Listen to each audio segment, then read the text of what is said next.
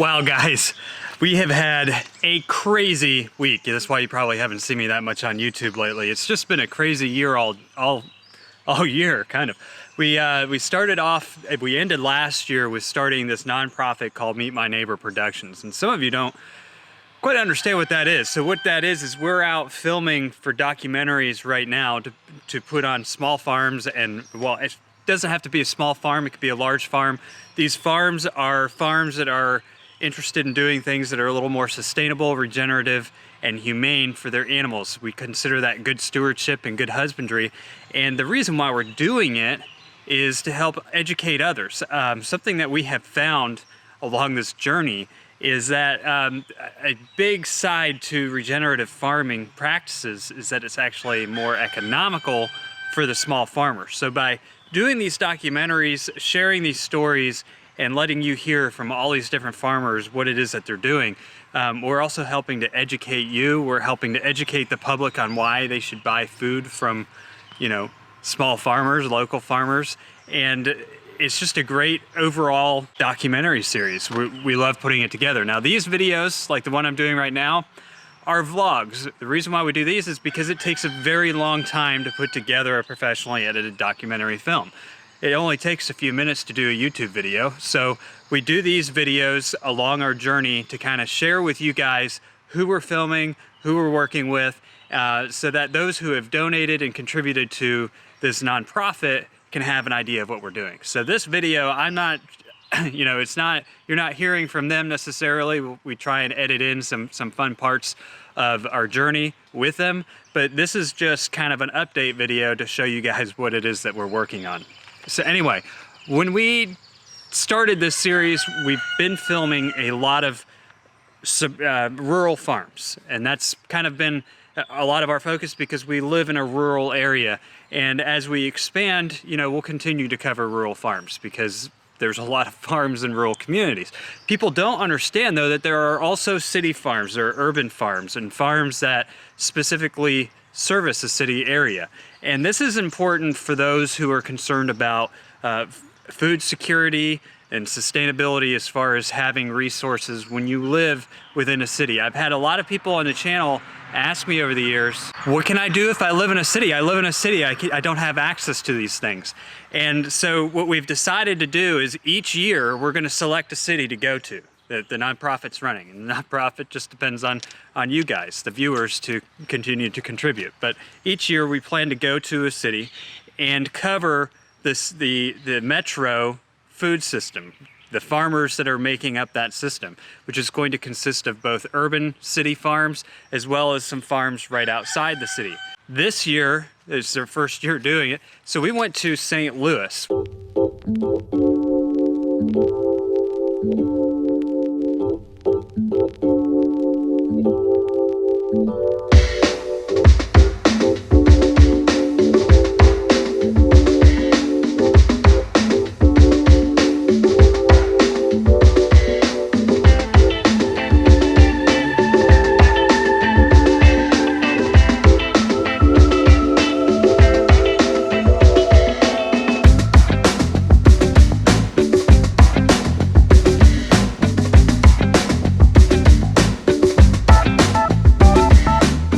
One of the great things about kind of covering both the rural and the metro farms is that we're getting a large dynamic of people who all just have a love for creating nutritious food for their community. Day one was really kind of, I went out on my own and I just covered some of St. Louis. I went and got some of the what we call B-roll for our city-grown STL episode is what we're gonna call it.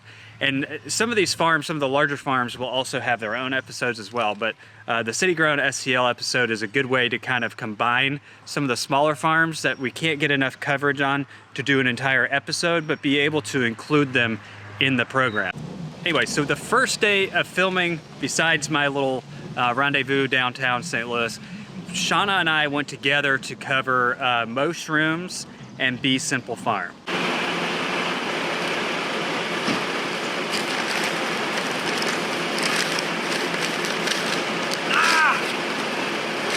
Grass. I don't need grass. I need leaves. All right.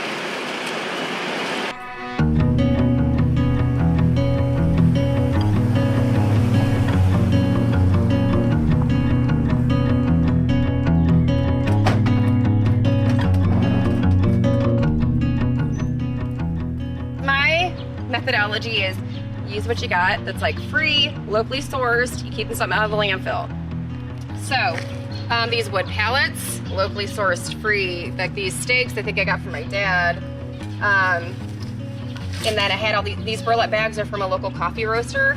So all I did was just put these like stakes in the ground. Some like they were like tied together with whatever. Looks like t-shirts. T-shirt. Yeah, it's t-shirt. Yeah, and then if I'm going to turn this into like a living wall, but I was going to do herbs back here. So we're going to do like thyme and other things to grow out of here.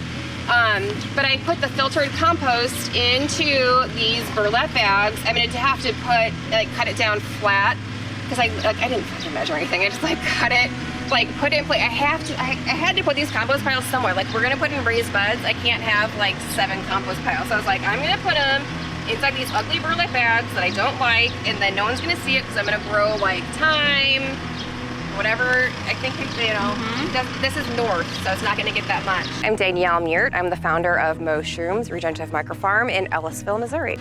At Mushrooms Regenerative Micro Farm, I've converted my half-acre in the suburbs in West County to all edible landscaping. And the main feature, because we are in a super shady yard, is mushrooms. But also I grow a lot of leafy greens and other pollinators that mainly do well in the shade. Where I live is near Rockwood Reservation, so it's like really like rocks in the soil and trees above ground. So I really can't plant anything directly in the soil. It's too rocky, so I'm building the beds up with compost. And I have a residential composting service where I go pick up people's food waste every week, and in exchange for their food waste, they can also order my seasonally available, locally grown, pesticide-free produce. Composting in the city is a great way to grow dirt. If you don't have dirt, you can't really grow much. And so these composting services are actually very important. And a lot of times they'll take the compost, if you're a part of their service, they'll take your compost materials, create compost, and then return it to you. Mushrooms returns produce and stuff grown in the compost. They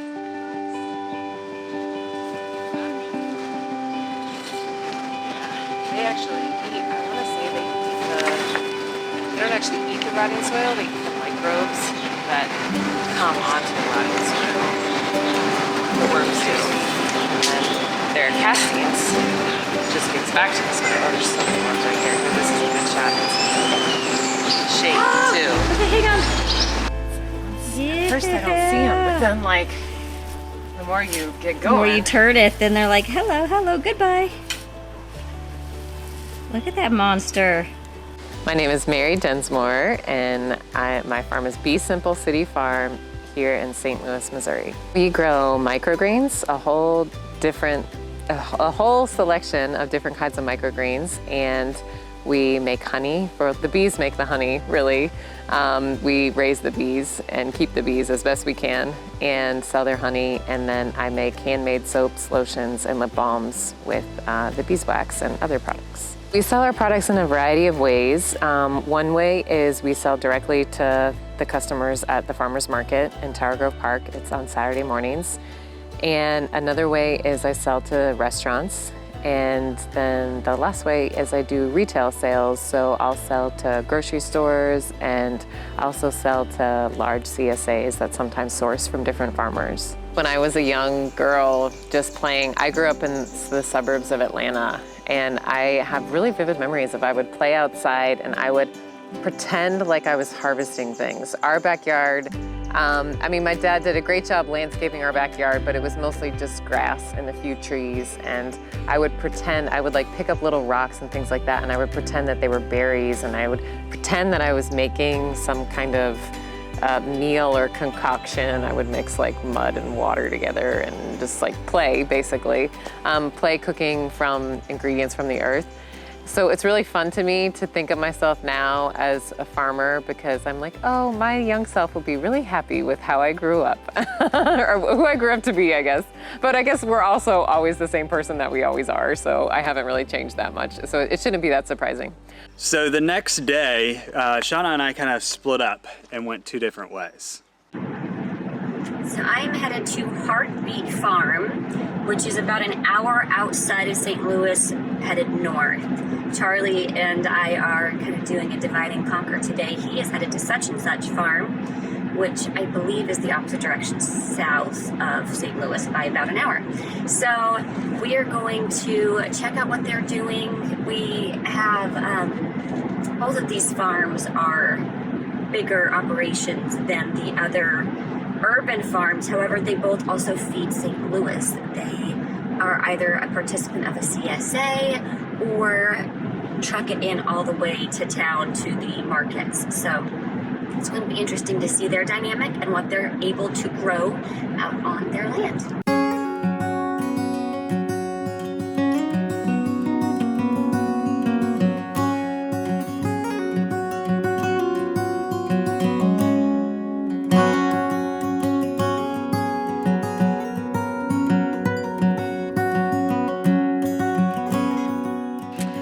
My name is Nikki Morgan. I'm one of the 4 co-owners of Heartbeat Farm in Eolia, Missouri.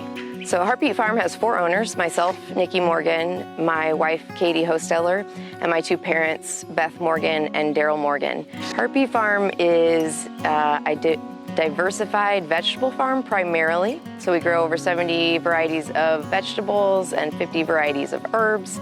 But we also do forest farming, maple syrup production. We have pastured poultry for eggs, so we do a lot of different things on the farm. We sell primarily to consumers through our CSA, our Community Supported Agriculture Program, and then we also sell locally at the Lake St. Louis Farmers Market. We do a little bit of wholesale to restaurants or small grocers in the St. Louis area too, but primarily to end consumers. We'll be heading out to such and such farm, which raises such and such. But it's I think that's going to be a cool little farm to cover, and little. I mean, they've got over 100 acres, I believe.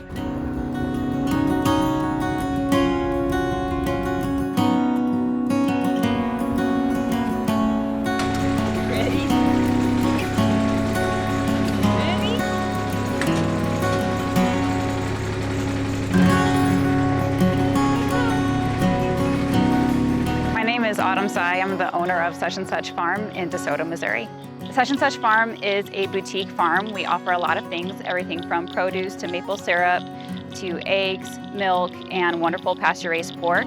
We have a 42-person CSA. We're in 2 different farmers markets, and we also sell to chefs around St. Louis.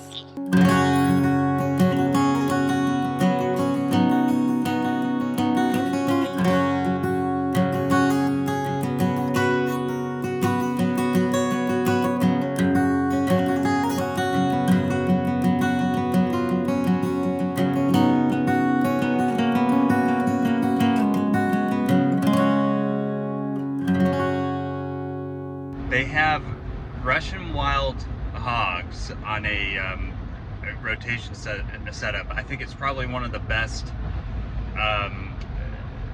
pasture-raised hog setups I have seen yet. It was a beautiful setup, very well organized.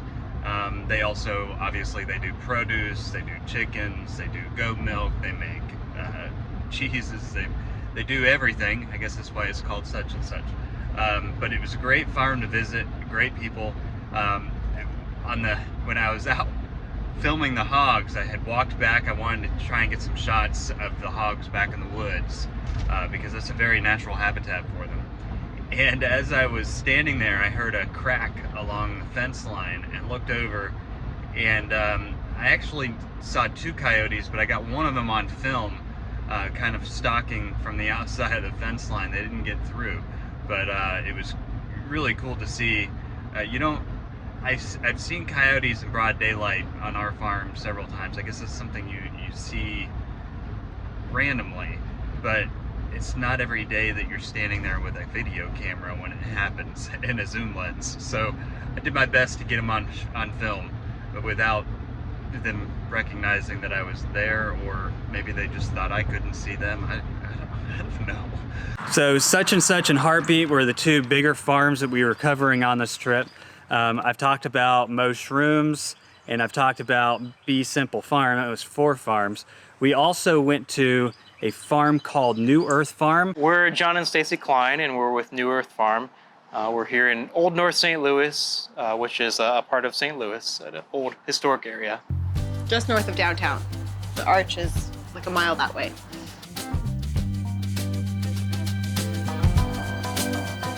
We named the business New Earth Farm because, like, New Earth, we're literally taking banana peels and coffee grounds and things scraped off a dinner plate, and it's becoming soil. Like, it's new earth. So we're not making it, you know, God is through nature.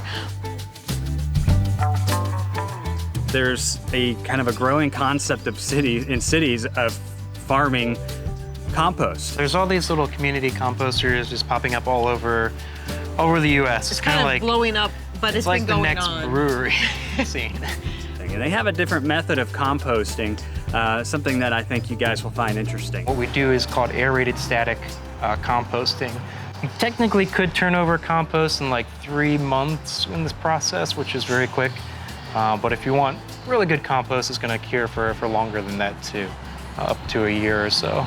So definitely stay tuned for New Earth Farm. They are very cool people, and again, they're running a compost service. So if you're in St. Louis and you sign up for their service, you give them composting materials, they compost it, and then they give you compost back, which is pretty cool. You can grow plants in it, and you don't have to deal with all of the composting yourself.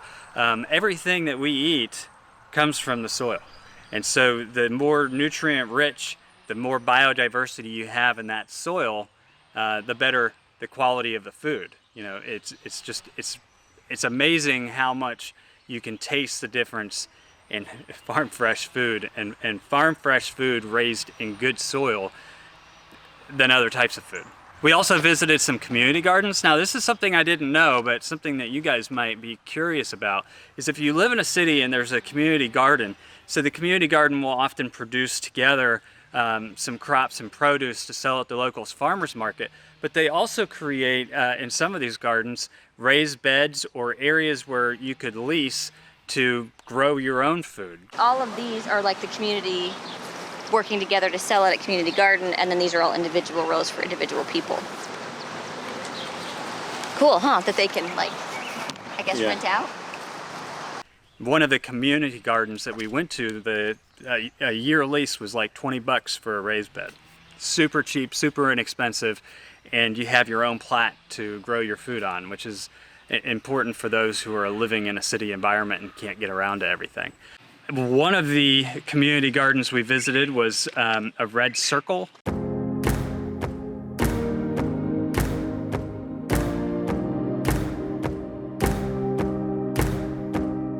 I am Erica Williams, founder and executive director of A Red Circle, which is a nonprofit organization in North St. Louis County. And we are currently at the space of one of our growing sites, the North County Agricultural Education Center, which is located in Pine Lawn, Missouri, a suburb of St. Louis, also in North St. Louis County. Good food connects us. It connects us to each other. It connects us to the earth. It connects us in ways that you wouldn't know that you needed until you began to experience. You know, oftentimes families, when they're sitting down together for a meal, they take for granted that not every family, not every community has that option. So when we're able to provide that and to provide good, nutritious, tasty food, it just makes me so excited. A Red Circle is a community garden that's pretty much focusing on raising food in an area that's considered by the USDA to be a food desert. There's not a lot of fresh food there, and they're trying to figure out ways to help educate the community on eating fresh food, offering them the opportunity to buy fresh food. You've heard the term food desert. The other term is food swamp. So a food swamp, also a USDA term, is a region that has a high concentration of unhealthy food. Someone called them hunger prevention products. So the cookies, the chips, the, instant noodles and things of that nature that are super cheap at the beginning, but you pay for them with your health and with your life. You find in grocery stores and some areas of St. Louis or some certain areas that there's less fresh produce there. Over 700,000 people don't have accessible sustainable produce within a half mile of their community, which is sad. And part of that is because the grocery store, as a private entity, they have to put produce out there for folks to buy. If people aren't buying it, they stock less of it in certain stores. I used to be vegan, actually. And in 2017, I usually go to like farmers markets and things of that nature, but I wanted to go to a grocery store that was closest to me. I went in there, I didn't like what I saw. The selection was horrible in my eyes. And then I went from that location and I went to another one that got in Midtown, kind of like on Lindo in Central West End. That was a step up. It was still better, not quite what I expected. So I was like, you know what, I'm turning to a field trip. So I stuck with the same chain. Then I went to the suburbs, I went in Clayton. That was much better. You could close your eyes and do a spin and pick up something and you got what you want, right? So then I went to, I call the super suburbs. I went out to West County. I went in there like, man, the structure on the outside alone didn't look like the same structure of the other same business. I'm like, wow, this even looks different. So I went in, I see people cooking sushi, you got a winery in there. I'm like, man, I don't have a winery in that one where I stay. I'm like, you know what? I'm gonna do something about it. That's what I did. So what is important about Hiru Urban Farm and the Red Circle is that they're providing another source of fresh, nutritious food, and they're educating people about it. They're bringing people out to show them how the food is grown, let them taste the food. They're giving them resources to understand why it's important to eat garden fresh food and why fresh produce is so important for them. We do vegetables and fruit, so we do a lot of lettuces, different Asian greens, such as bok choy, tatsoi, chamasi, I think I'm pronouncing it right. We do broccoli, watermelon, which is my favorite crop, cantaloupe, strawberries, tomatoes, cucumbers, peppers, a slew of things. And we also had the opportunity when we were at Hiru Urban Farm to talk with another young lady. Her name is Leah, and she has a nonprofit farming business as well called Growing Food, Growing People. My name is Leah Burnett. Leah, what do you do? I am a farmer. I am a woman that is passionate about her community and delivering healthy food to her community. That's what I do. I deliver healthy food. With a smile. With a smile. I was gonna say, yes. look at you, you're beaming. Definitely with a smile. So, yep, that's what I do. Get dirty all day. Feed my soul and my spirit with the soil. Yep, that's what I do. She's setting up a really beautiful garden out at the center that she and Hiru both have farms at, and so it was a great experience to meet with all of those different people, learn about all the different challenges that they're facing, and really kind of, get a fuller perspective of farmers. If we want to understand farming, we want to understand the issues that farmers are facing, we have to look at all the farmers, and we have to, see what they're all experiencing to really get a full perspective of it. All of these farmers are contributing to food security by offering a sustainable local food supply. All of these farmers are working towards regenerative practices where there is either no-till or they're using animals and livestock in the appropriate manners, which falls into humane. And so that's the criteria we use when we select our farms. We're looking for people who are good stewards and who are practicing good husbandry. And we're finding a slew of people from all different walks of life. And it's just been an exciting journey for us. And, we hope when the series comes out, you guys will really like it. We've got a lot of different people on there with a lot of different perspectives, but they're all working towards the same goal. So anyway, as you can imagine, this was an expensive trip. We're not even halfway through the year. We have a long way to go. So help us keep going with Meet My Neighbor Productions. Make a donation. Any size donation is appreciated. It takes all of you to bring us to these farms, and it's turning into an incredible documentary series. We can't wait to see how this progresses over the years.